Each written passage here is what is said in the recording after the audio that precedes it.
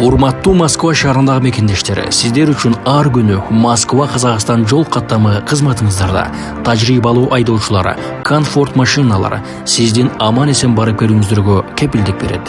Төмөндөгү телефон нөмерлерге байланышыңыздар.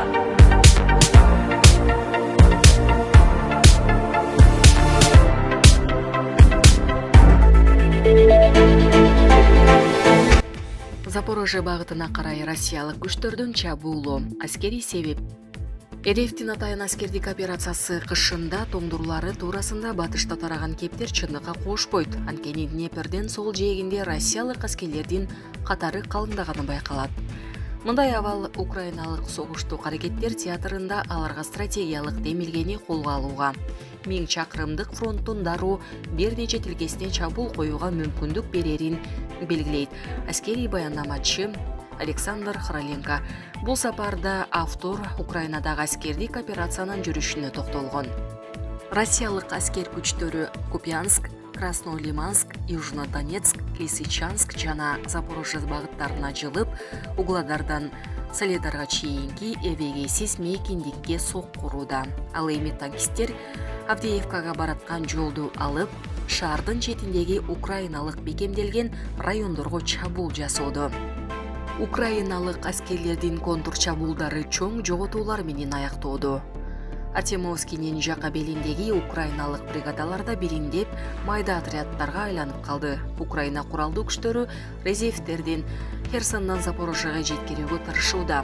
Украинанын аба мейкиндиги Россиянын аба космостук күчтөрүнүн тыкыр көзөмөлүндө турат.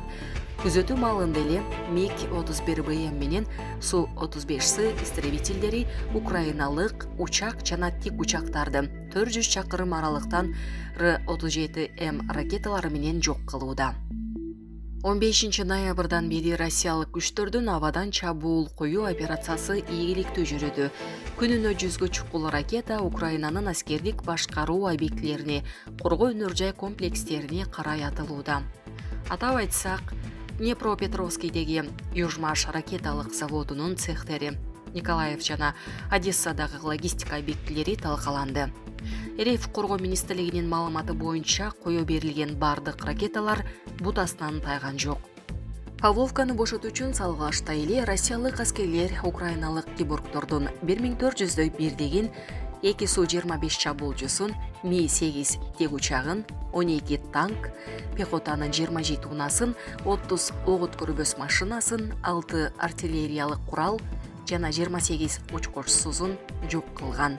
Өткөн суткаларда эле Украина куралдуу күчтөрү 200гө жакын аскери, 3 танк, 5 пехота унасы жана 9 ок өткөрбөс машинасынан ажырап калды. Булак Спутник KG. Джо Байдендин небереси Вашингтондогу Ак үйдөн турмушка узады. АКШнын президенти Джо Байдендин небереси Наоми Вашингтон шаарындагы Ак үйдөн турмушка узады. Бул тууралуу чет элдик басылмалар жазышты.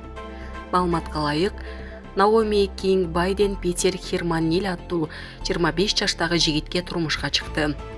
Салтанатка 250дөй конок катышты. Үйлөнүлүп өт аземинен кийин 28 жаштагы Наоми менен 25 жаштагы Питер туугандары жана достору үчүн чакан той өткөрүштү. Салтанатты жеке компания уюштурган, анын кызматтарынын баасы $300,000 башталат. Наоми менен анын жолдошу Вашингтондо юрист болуп иштешет жана августтан бери Ак үйдө жашап жатышат. Булак Супер KG. Катар 2022 Франциядагы бир негизги оюнчусунан ажырады.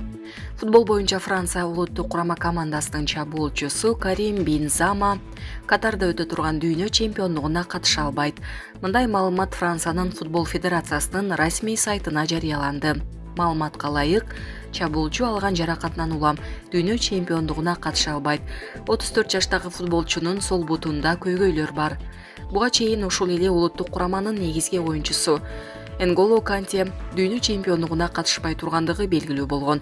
Франция алгачкы оюнун 22 ноябрда Австралияга каршы өткөрөт. Булак Супер KG.